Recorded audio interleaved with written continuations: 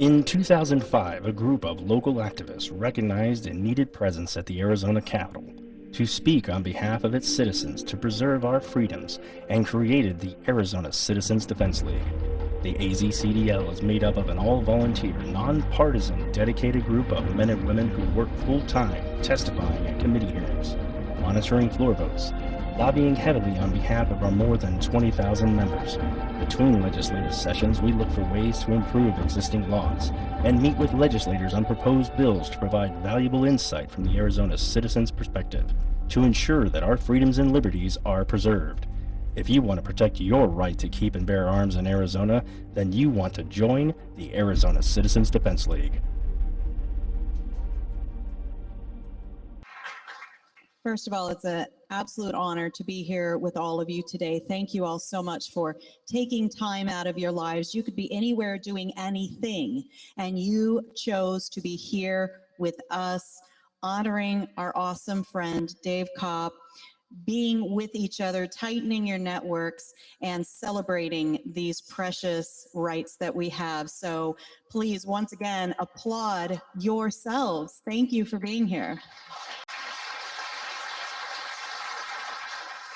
And I do want to make one quick special mention before I call my panel up. We have the newest, did she just leave the room? Did Marcia just leave the room? There she is. We have in our midst Marcia Petrie-Sue. Governor Doug Ducey, just like 2 weeks ago, appointed her as one of 5 and the only female Arizona Game and Fish Department Commissioner.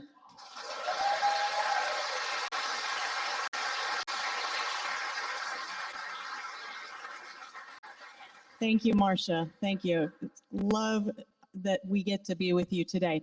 All right, so I'm going to call my panelists up. As you come up, sit closest to me and then fill in from there.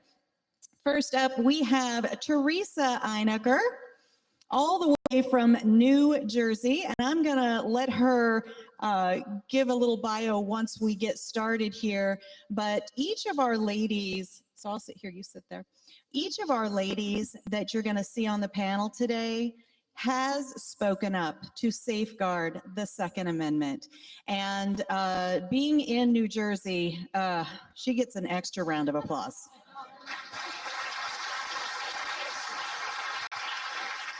Next up, we have right here in Arizona, Miss Lauren Snyder. And she has, we have just become friends in the last year. And what an amazing example of somebody that realizes there's work to be done and doesn't look around and go, well, somebody oughta. She said, yes, I will be there. I will show up. I will speak up. And I am just so excited to know this vivacious young lady sitting right next to Miss Teresa. Lauren Snyder. Thank you.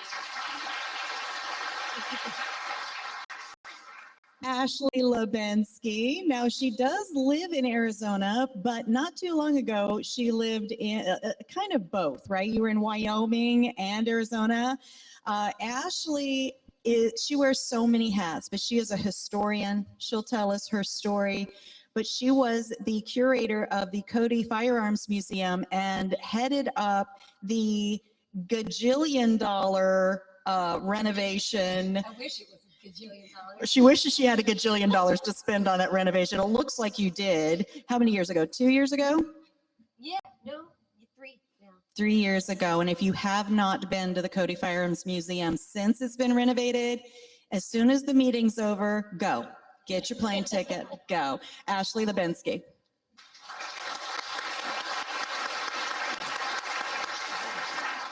Are we short a chair? No, I think we got it. We just All right, Holly Sullivan to the stage. Miss Holly is the only female president of AzCDL and hails out of Connecticut. Holly Sullivan.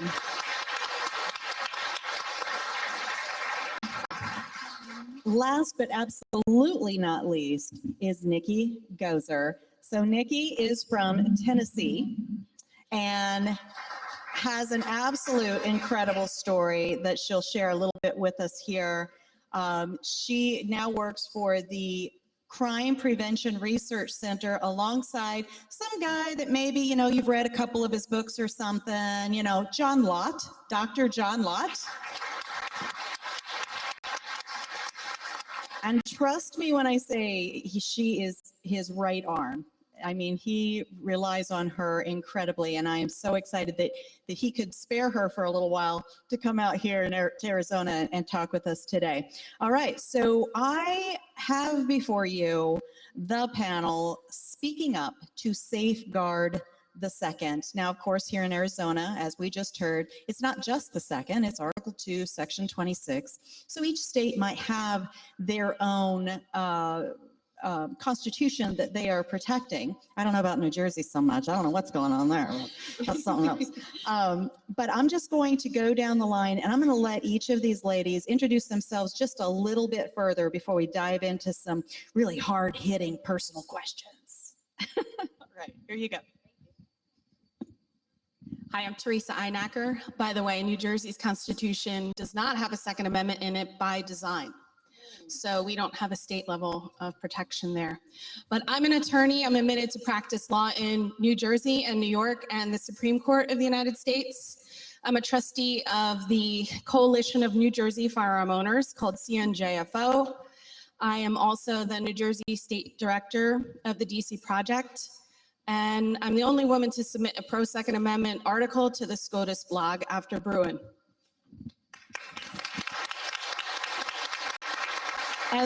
As we go down the line, you're probably going to start hearing the theme of, I have something to do with the DC Project. That is how I've met each and every one of these amazing human beings. So. Hi, my name is Lauren Snyder. I am the second vice chair of the Arizona Libertarian Party. I am originally from New York, but I left as soon as I could because I was tired of living in a place where I could not legally defend myself. I'm a member of the AzCDL and the DC Project. I've lived in Arizona for 3 years now, and I am really excited to continue participating in speaking up for Second Amendment rights in the Arizona legislature.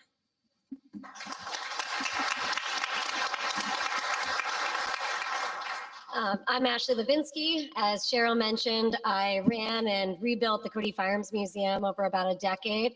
And I am also most recently the co-founder of the University of Wyoming College of Law's Firearms Research Center. And I do a lot of Second Amendment expert witness testimony, including working on the California assault weapons ban and a couple of different bump stock cases. And so most recently I testified in Congress about privately made firearms.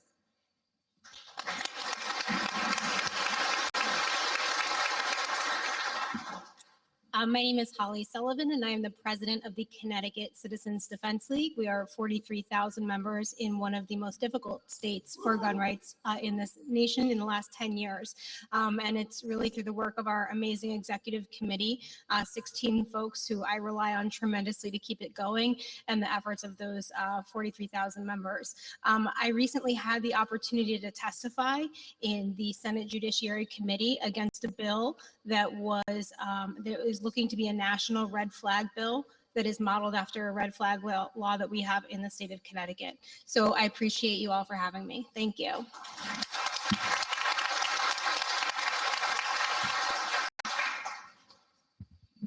Hello there. My name is Nikki Gosser, and I'm from the great state of Tennessee.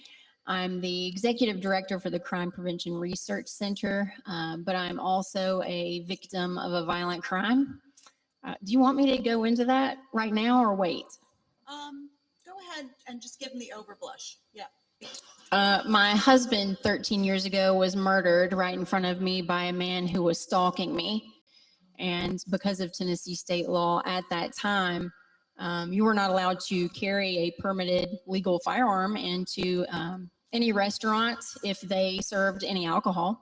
It was gun-free zone, and I followed that law and left my firearm that I normally carried for self-defense locked inside of my vehicle that night. And the man who was stalking me did not have a permit to carry, brought a gun into a gun-free zone illegally, and when management confronted him to ask him to leave at my request because I realized I was being stalked, he pulled a 45 from under his jacket and shot my husband 7 times in front of everyone in the middle of a busy restaurant. So I've spent the past 13 years trying to educate people about the dangers of gun-free zones, how they are actually a welcome sign for evil people to do evil things and harm as many innocent people as they can. Good people are made defenseless in these places. I've never blamed the gun. I'm a huge supporter of the Second Amendment, and I felt like a victim's voice was important to stand up for gun rights and our basic human right of self-defense. Thank you.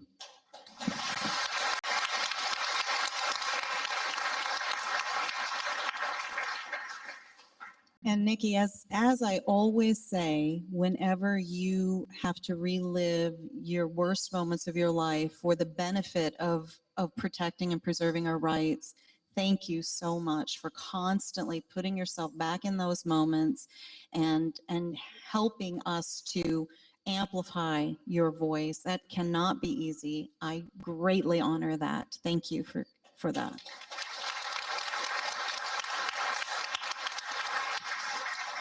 So the reason I assembled this panel, and I am telling you, these are amazing women. We all know other amazing men and women that have amazing stories and experiences. So the fact that I was able to grab these awesome people, I feel so blessed and fortunate, because busy people are busy and they all took the time to come and be here. But the main reason I wanted to do it, all of you are members. So you have taken that big step forward, right? You are, what did we say, Michael, was it 1%? You are the 1% of the state of Arizona, and that's amazing. Thank you for that. Now, imagine if each and every one of you were to use the examples that we're going to present here today and start stepping up and actually testifying and showing up at the state legislature. We would definitely have some of those, what Dave Kopp liked to call legiscritters. So my apologies to the legiscritters that are in the room. Frank, Carol, I love you. But we would definitely have them saying, make it stop. How do we make it stop? If each and every one of you would step up and speak up, and, you know, using the electronic system, that's awesome. But let's do more. I want to encourage you and inspire you to do more through these ladies today. All right. So again, I want to go down the line, and I want to talk about the specific experience that you had of testifying, and many of you have testified many times. But I'm asking you to step up and use your voice, right? So that you're part of the record, so that you're there in person, and your legislators have to look you in the eye and hear about who you are as a person and how this bill or that bill is going to positively or negatively impact your life. The lady sitting next to me did everything right, did everything she was supposed to do. But if you go right now to look up her testimony, what are we going to find, Teresa? My testimony was erased from the official state record. So it's very interesting. I've been testifying for more than 10 years in New Jersey against many bills. We always have, you know, up to, 75 anti-rights bills pending at any given time. And in December, I was the only female to testify pro Second Amendment. The Brady people were there. The Moms Demand people were there. Of course, you know, their testimony stayed on the record. But when I went back to retrieve my testimony, I noticed that from the moment I said my name until I was asked a question from the chair of the committee, I was completely erased. There's dead silence. You can go out there now to do this. So And surely there were like 4 or 5 other people that day who their testimony was gone as well. no, I was the only one. So very interesting. We asked, we submitted like a FOIA type request in New Jersey. It's called an Open Public Records Act. We had a journalist from New Jersey who writes for Bearing Arms. He also, John Petrolino, he investigated it. He wrote to the committee. He wrote to the legislature. He wrote to the audio visual team there and asked them what happened to my testimony. So of course they did not have an answer except to say that I must have done something to turn off the audio recording, which, you know, you don't have access to that as you testify, just like right now. I don't have access to turn off what they're doing, right? So it's fascinating, and it shows you they do play very dirty. They're very serious about not letting us, you know, persist in what we're doing. After Bruin, they're taking it really hard in New Jersey. They're taking it really hard. You know, it's really something. So, you know, yeah. They're very dirty. They don't hide it either, and it's very interesting. So it's a tough deal there. Well, thank you for showing up and doing the work anyway.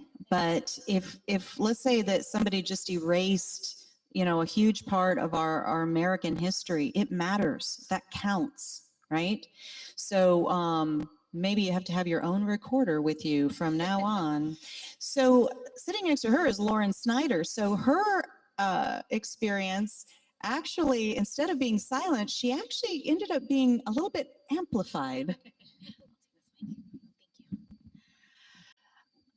I have testified in favor of a couple of bills at the Arizona Senate Judiciary Committee hearings.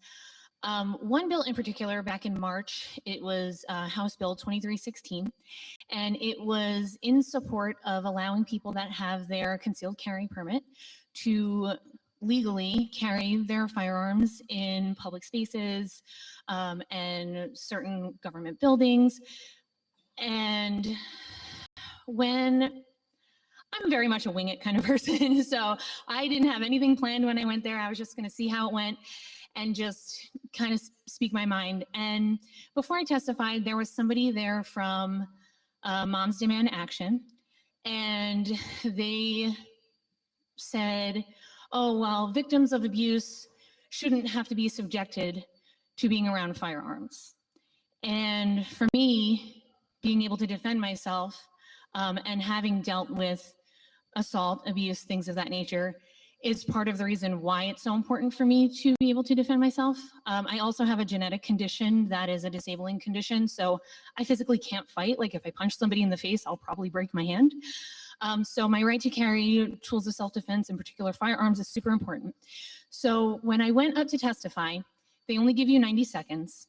And it's the scariest 90 seconds of your life because you want to make sure you drive that point home, but you don't want to get cut off because you want to say what you have to say.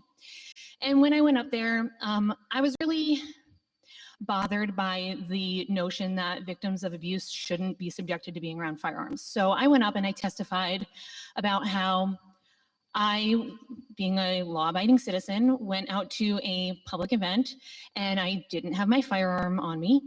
I was stalked by a guy and he attempted to abduct me. He grabbed me by my arm and he had his car door open and he tried to drag me into his vehicle. There was nobody around. No, there was really nothing I could do. I didn't have my firearm on me, so I was at this man's mercy. Thankfully, I managed to escape him and he took off. And as I was testifying, the committee, I hate to say it, but all of the Democratic senators were completely tuned out. And here I am spilling my guts about an assault that I endured in an attempted abduction, and they couldn't care less. They were typing on their laptops. So after I got done testifying, there was a senator, Senator Contreras, who, by the way, due to redistricting, was able to run again. Asked to explain his vote against the bill, and he said, why even go out at that point? Why are you so scared to leave the house? I don't walk around, run around so scared. Why even leave at that point? And he went on for as long as he wanted to because there was no time limit for him. And I was really ticked off, but I knew that I wouldn't get a chance to refute this. So I got up and I sat right in front of his spot at the desk, and he just looked at me. He said, well, I'm not talking about you, ma'am. But realistically, he was talking about anybody that wants to defend themselves with a firearm. He's talking about even his own constituents. I mean, it was absolutely ridiculous. And I am super grateful that Arizona actually is pretty transparent and they live stream the hearings. So we had audio of that. So there is plenty of proof. And I am forever grateful to Cheryl and the women at the DC Project for making that go viral, because people need to know that these legislators work for us, not the other way around. And they're here to defend our rights. Thank you.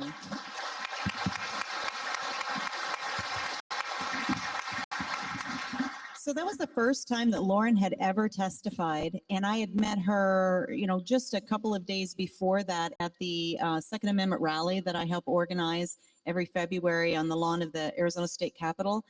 And, I said, hey, here's this DC project. Are you interested? She said, yes. Where do I sign up?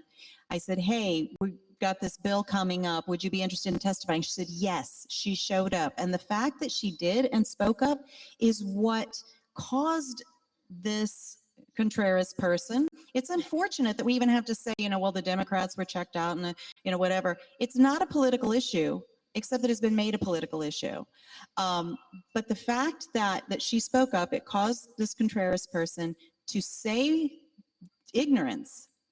And if she hadn't have, we wouldn't have had that opportunity to really see what this legislator was about and how he looked at a constituent.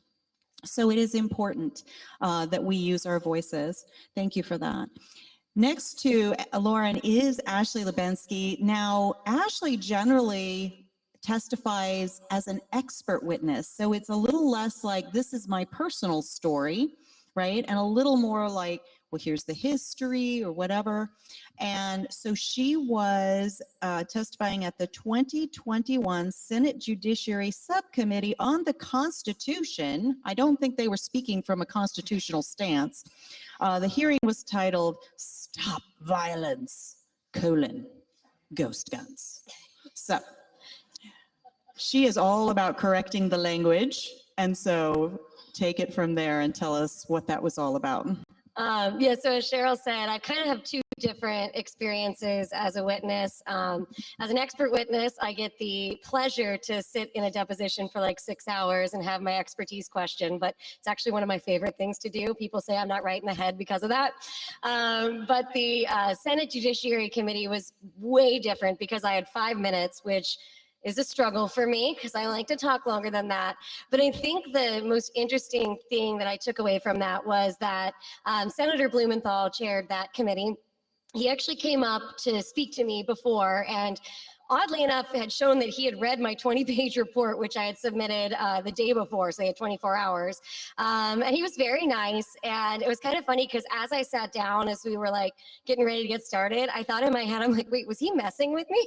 Was he trying to like mess with my head? And I did my 5 minutes. And then what's interesting, and I know you guys all have that experience, you can't speak unless spoken to in the question and answer portion. And there was only one Republican in the room. So I was like, well, this is going to be fun. So we got through super quick because there were just not a lot of people in the room because they had to be on the floor for something else. And so Senator Blumenthal said, we still have time. Why don't we go around for another set of questions?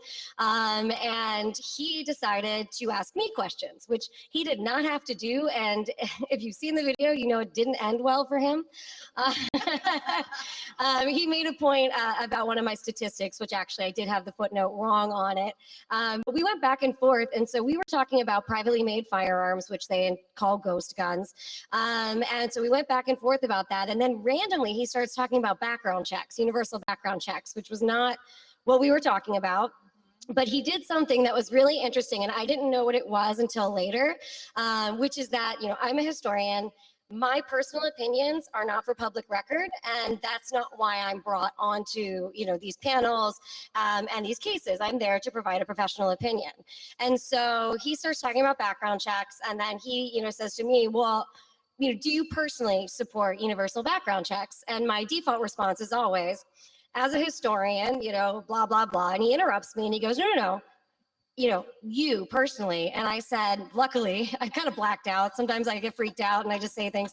I said, well, I'm not here to give my personal opinion, but I'm more than happy to give you my professional opinion on, universal background checks. And then we continued on the conversation. And I learned from some friends who work on the Hill that what he was trying to do was get me to go on record about my personal opinion so that anytime I testify in the future, they can invalidate my professional opinion by saying that I am biased. And so I very grateful I didn't screw that one up, but then yeah, the back and forth went very interesting after that.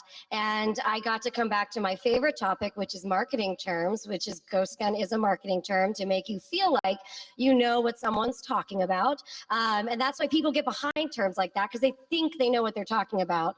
And so he said, well, everyone supports universal background checks. And I was able to say, well, exactly, it's a marketing term, so people think they know what it means. And then it got real quiet. And then he was like, okay, thank you. And then he had to ask a question of one of his witnesses and was like, but you know, ghost guns are really bad and violent and we need to get them off the streets. And the guy was like, yep. And then they cut it off and ended it. So it was a lot of fun, but I think he regretted asking me some questions.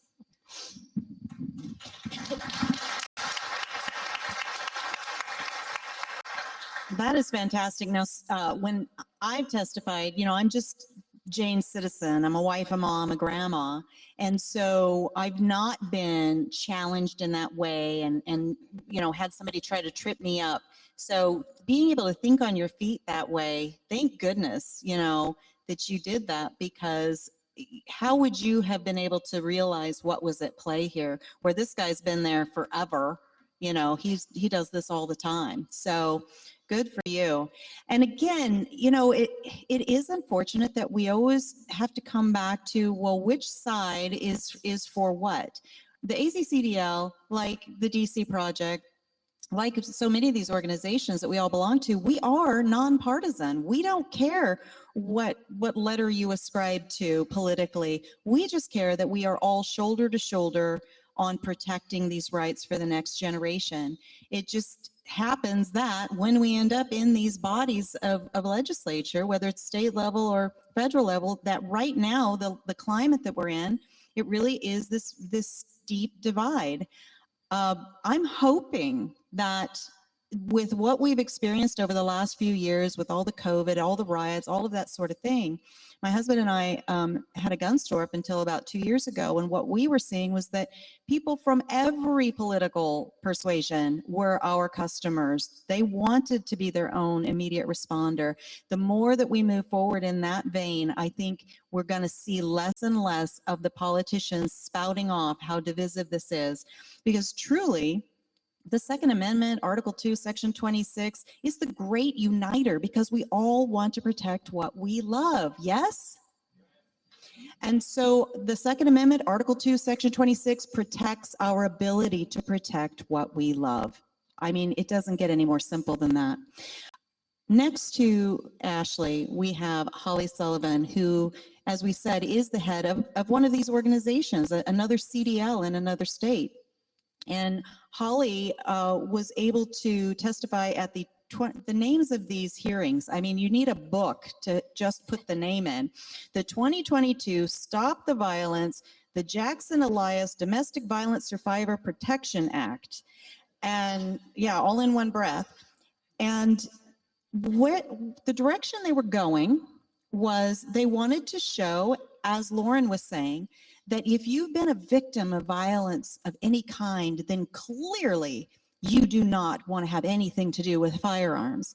And Miss Holly stepped up and said, not so fast. Holly? Yeah, so Ashley's had the great pleasure of dealing with my senator, Richard Blumenthal. I actually, many folks don't know, but Senator Richard Blumenthal actually has a son, Matt Blumenthal. Matt Blumenthal is a House representative in the state of Connecticut. And so I've been giving testimony in Connecticut for many years, probably 7 or 8 years. And last legislative session, there was a bill up and they wanted to make closer. I feel like it's like in my mouth. Okay. So it was very interesting for me because so Matt Blumenthal had kind of hopped on this Zoom. It was during COVID and we were giving our testimony that way. And he was trying to get me to say that a polling location is a sensitive place and that we shouldn't have firearms in a sensitive place. And they were very leading questions. It was, wouldn't you agree that? And and ultimately I said, respectfully, you're leading me, and I don't agree, because the location where I vote is the same room that I had my baby shower in, and the same room that I've gone to other baby showers in. And just because it falls on that Tuesday does not make it any more sensitive than any other day. He's not joined a Zoom testimony with me since. But what's interesting, so at the state level, you get the opportunity to testify just by signing up. The federal level is very, very different. So when you testify in Washington, D.C., it is by invite only. And that is only through the great work of the DC project and the connections and the work that has been done through the DC project that avenue was open for me. So ironically, not ironically, but not surprisingly, I was not invited by my senator, Richard Blumenthal. I was invited by Senator Ted Cruz to be there. So Senator from Texas reached out to the president of the Connecticut Citizens Defense League and said, would you please join us and share with us what's going on here? So in my testimony hearing, it was very emotional. The family of a woman who was killed, who lived in the next town over to mine, was present. So Lori Jackson lived in Oxford, Connecticut. The towns go Newtown, Southbury, Oxford, 3 towns in a row. We all know what happened in Newtown.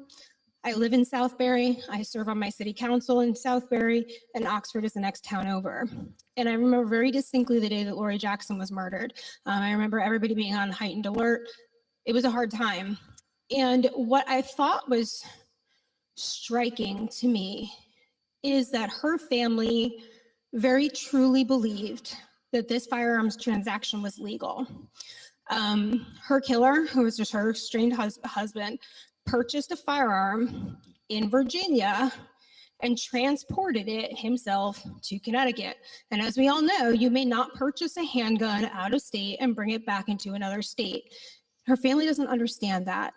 And that was a very, very hard thing for me to understand and realize in that room as her family is looking at me. And I know that they're hurting deeply and there are tears.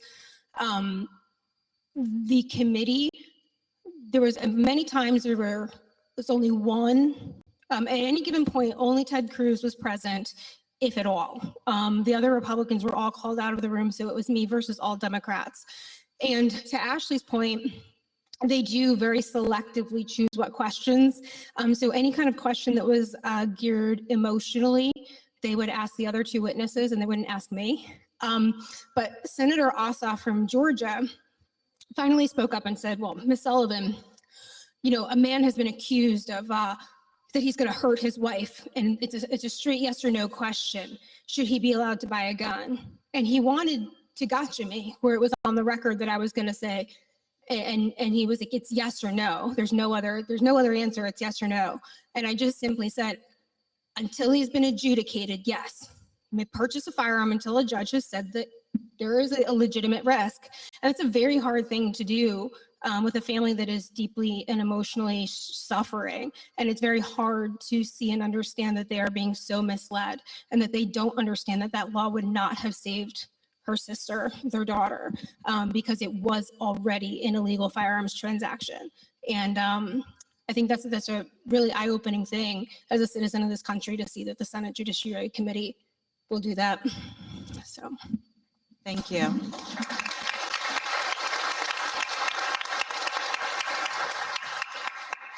So Miss Nikki already gave you a snippet of her life and what kind of drew her into this whole world of testifying. And she has testified on many occasions in several states and been very effective at changing laws for the better to allow more individual liberty for her fellow citizen.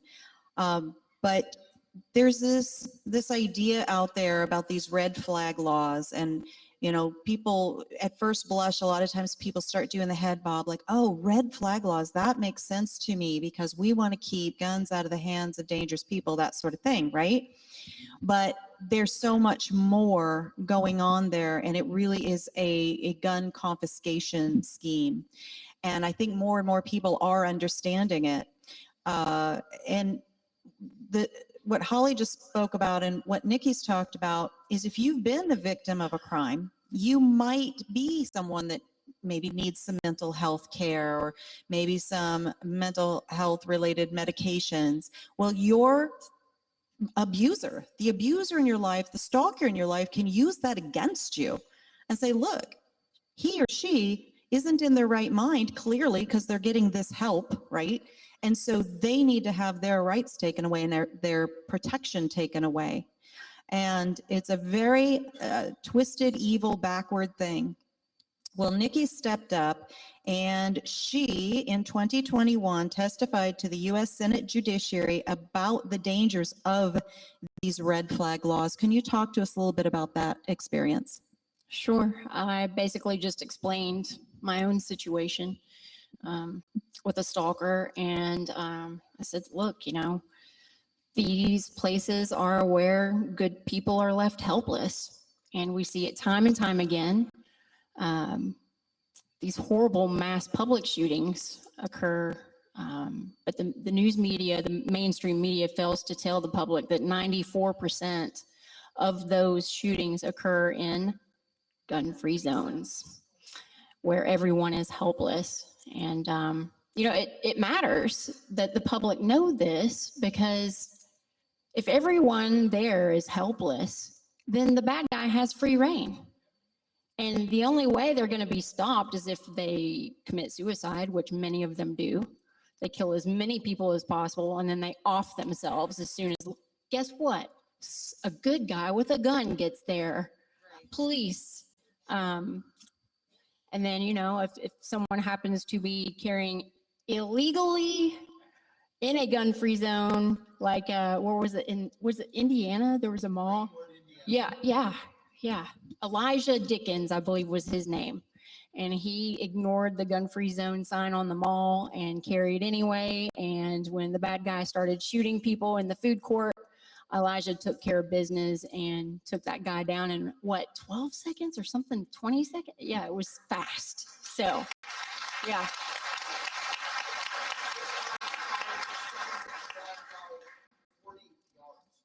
Yeah. He was just an amazing shot. Like, the guy knew how to shoot. But I think that, look, I'm not going to tell you to break the law.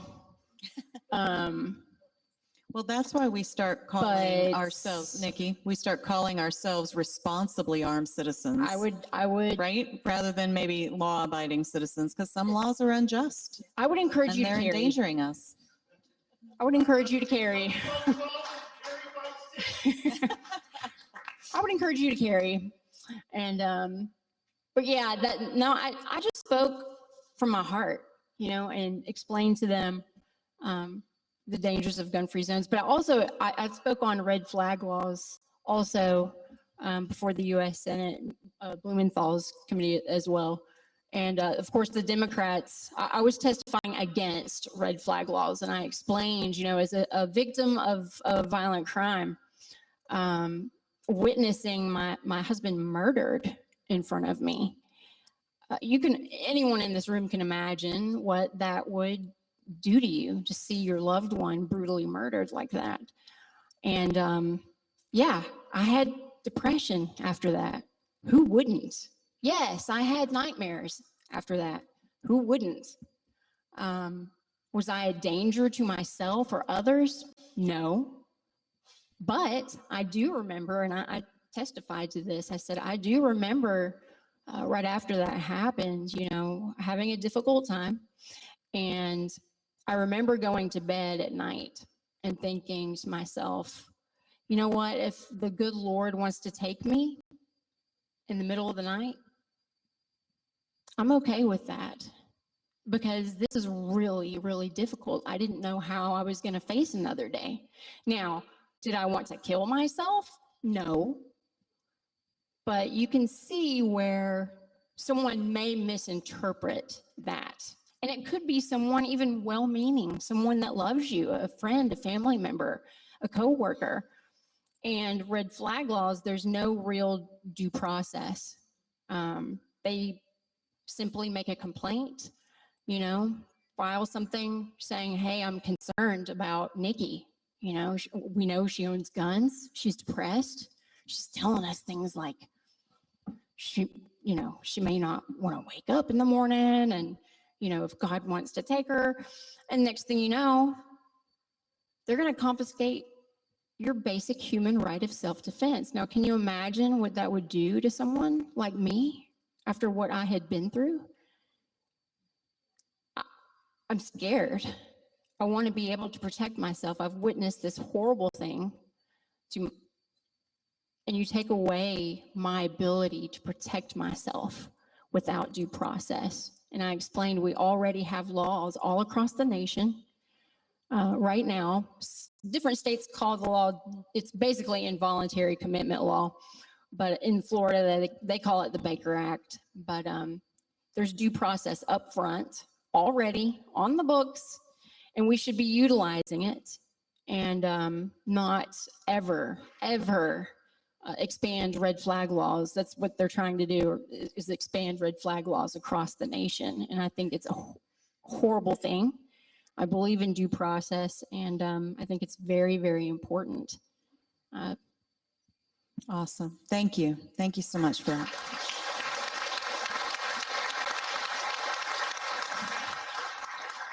So I do have a panel of ladies up here, but of course it is important for all of us to use our voices, whatever age you are, whatever your background is, and speak from your own personal experience, or if you do have an expertise like Ashley, to be an expert witness. So I want to go down the line again, starting with Teresa, and ask you, is there something particularly impactful about your voice, that you are someone that the other side, right? We're going to say the other side, we're going to stop using the D word up here, right? Because we're nonpartisan. The anti-rights people, the anti-gun people, is it harder for them to just automatically discount you?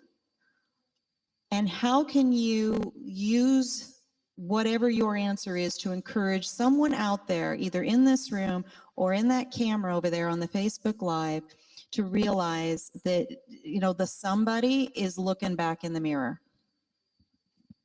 That's a great question. Thank you.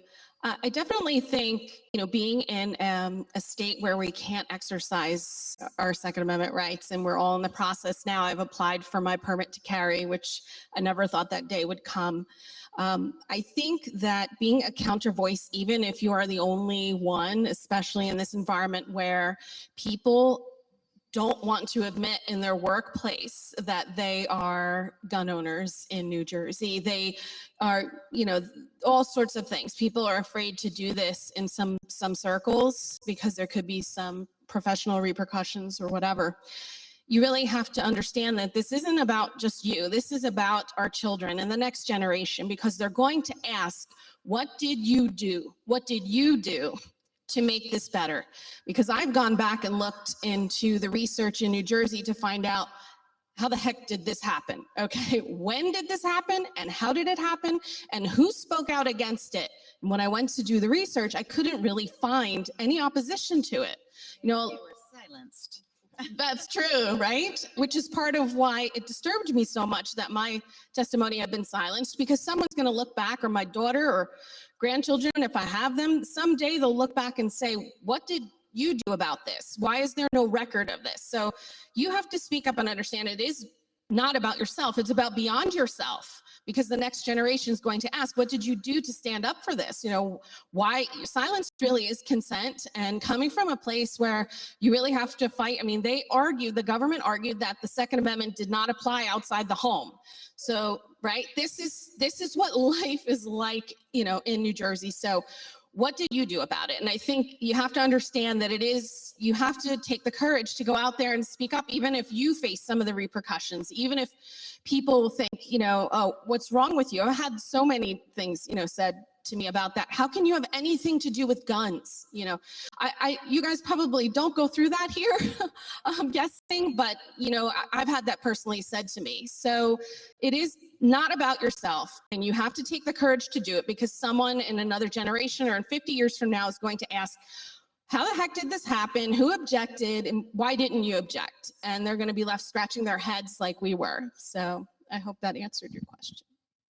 Fantastic. Thank you. I always say yes.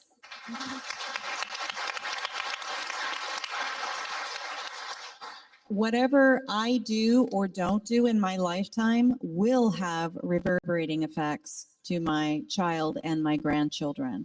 And so, yeah, if not me, then who, right? All right, Miss Lauren, same question. Do I need to remind you? She's like, yes, please. Baby brain. What is it? What is it about your specific voice that makes it harder for the anti-rights, the anti-guns people, the other side, to maybe discount quite so easily? Sure. So I think that, especially when I testified that first time, people look at me and they assume that I lean a certain way. I have colored hair, I have piercings, I have tattoos.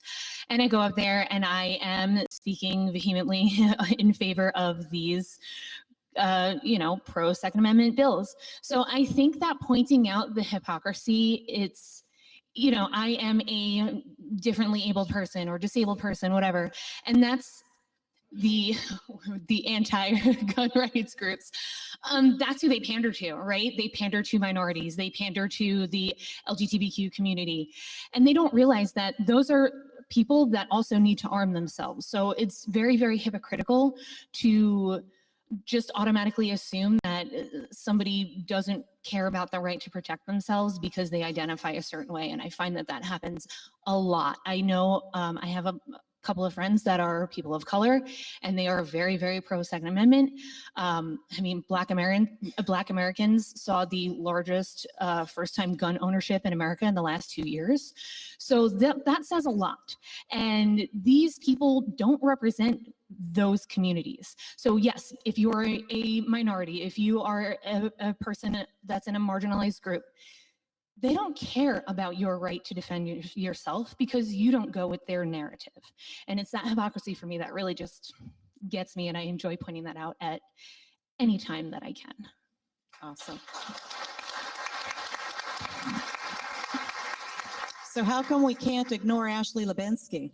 What's up with that? Well, I like to say that I like to be the most boring person in the room, the least exciting testimony. But the really cool thing I've noticed from my testimony, my job, is that I'm not there to pick a side professionally. I'm there to educate people on the history. And a lot of the laws and the arguments that are made for certain bills, for certain legislation, are historically faulty. And the California assault weapons ban is a good example because they follow the Heller loophole. Sorry, loophole, shouldn't have said that word. There's two things under Heller that people use to justify certain laws, which is not in common use and unusually dangerous. Well, you can't argue that pistol grips are new when they've been around since the 1700s. You can't argue that magazines over 10 rounds are new when they've been around since the 1600s. I'm not there to make a declaration on what's right or wrong. I'm there to do a job, which is to provide that historical background. And the one thing that I've seen across the board in my profession is that, the other side, or, whoever's, interviewing me or, interrogating me, they tend to actually appreciate what I have to say. When I finished the 6-hour deposition for the California case, at the end of that, the court reporter was like, "Oh my God, that was so interesting." And then she stepped back and was like, "No, that's not my place to say that." But then the state attorney was like, "No, this is so valuable. I did not know any of this history. You have taught me so much. So just thank you, because, you came in here without judgment. You didn't get emotional, and you just told it like it was." And so I really think that history is a great vehicle for that, because when you look back at firearms history, it's on our side a lot of the time, if not all of the time. And so it can be a great way to communicate with people that see firearms as overtly political.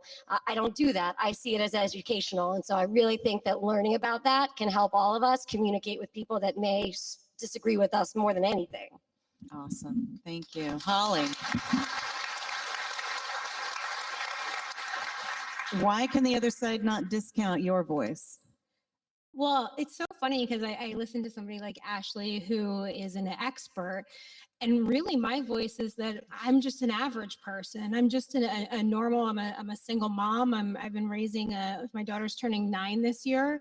And especially coming from the town next to Sandy Hook Elementary School. When my daughter was born, I remember, some of the moms groups would say, the conversation would come up and I would say my thoughts on it and everybody was awkwardly quiet. Now I think most people in my community know where I stand on it, being the president of the Connecticut Citizens Defense League. And all you can do is really speak your truth and know that when it comes down to the facts of the argument, the facts are generally on your side. You're not there to, pull any illusions, and you're not there to sway people with propaganda. It's simply fact, like with what Nikki's talking about with gun-free zones. I mean, we know our reality, and you just speak as an honest person. Our Attorney General, when we filed our lawsuit in partnership with the Second Amendment Foundation a week and a half ago, when we filed this lawsuit challenging our assault weapons ban, our Attorney General in the state of Connecticut said that there were radical extremist groups. And that was a public statement on the news that played back home, radical extremist groups. At a gun rights policy conference last week, I just stood up there and I said, I'm not radical and I'm not an extremist. I go to my daughter's cheerleading and practices and I'm on the field like everybody else and I'm in the pickup line with everybody else. And I think people need to hear that. This is who we are as Americans. We're just everyday people, but when we pull together and we get this work done, that's what's really valuable. And sometimes even within our own community, within the Second Amendment community, not everybody's always kind to us, and just keep at it anyway. I mean, when I started out doing this 8 years ago, and I was, really being mentored by the just like you guys, we only ever had 2 presidents of AzCDL as well. Scott Wilson founded the Connecticut Citizens Defense League, and he's been my mentor all along. And I remember, back in the day, people would be like, who's this gun bunny? And I was like, my gosh, bless your heart. But we're not always super kind to one another. And I just, remind each other to we're here to help each other up, and our successes are everybody's successes. So to see this group of women who are willing to just speak their truths and keep at it no matter what, and no matter what people say about you online, you know what you're there to do, and you know that what you're saying is our reality, and we're doing it with the best of intentions. So keep at it.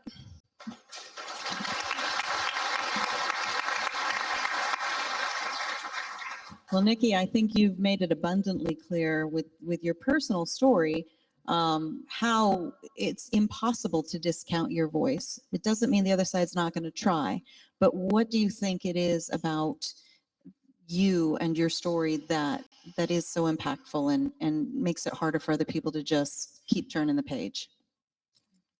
This is hard to answer. I don't know. I can tell you that the Democrats absolutely stay away from me. They do not want to ask me any questions. I mean, they avoid me, like, yeah. But yeah, when I was invited to testify against red flag laws before the U.S. Senate, I was questioned by Ted Cruz and Mike Lee, and both incredible guys. Yeah. Round of applause for. I love those guys.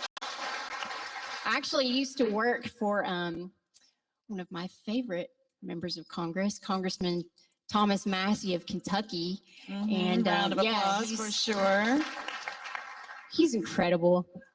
I may be a little bit biased, but he had hired me on to be his executive director for the Congressional Second Amendment Caucus. Boy, that's a mouthful, isn't it? Yeah. And I did that for a little while, but I have to tell you, he kept firing his press secretaries, and he'd be like, "Hey, Nikki, so could you help me out and be my press secretary until I can find somebody new?" And I'm like, "Sure, Thomas, I'll do that."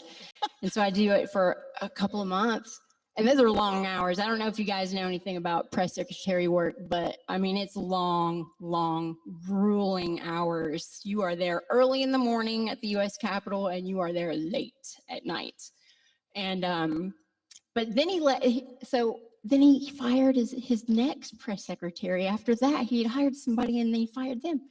And so I had to do that job again. I didn't really get to do much of the Second Amendment caucus work, but anyway, it's just a funny story. And I was there for about a year, but I loved working for him, but I I came on back home to Tennessee because I can't stand DC. I told him, I said, Thomas, I love working for you, but this town really sucks.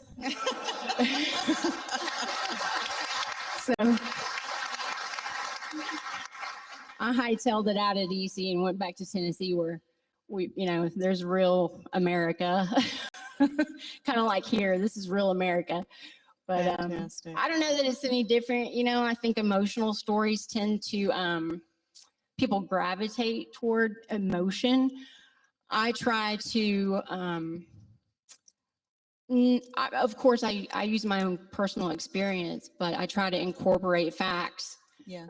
through the organization I work for, the Crime Prevention Research Center. And shameless plug, you can go to our website at crimeresearch.org. That is crimeresearch.org. And that's actually, I want you to come back down this way. I've got a minute and a half to finalize this. Holly, what's your organization? How do people reach out? The Connecticut Citizens Defense League is ccdl.us. It is free to join, and you do not need to be a resident of the state of Connecticut. Ashley Lubinsky. So I have a website, theguncode.com, and that's where I put up a lot of my new projects. And the University of Wyoming is looking for funding to build our first website. So, come find me. Theguncode.com. All three words, right? Theguncode.com. Yeah. I had to think about it. Fantastic. Lauren Snyder. Well, I don't have anything fancy like that, but I am actually planning on starting up a chapter of the Ladies of Liberty Alliance here in Arizona State. It's if you just go to ladiesofliberty.com and you can find out more about that. I love that name. Ladies of Liberty. Lola. Fantastic. And last but not least, Teresa Einiger. You can check out the Coalition of New Jersey Firearm Owners at cnjfo.org or on Facebook. There's a very active Facebook page. Fantastic. Thank you all so much. I am honored to call each of you my friends. You make me smarter. You make me bolder. And I just really value each and every one of you. Thank you for being here with us today.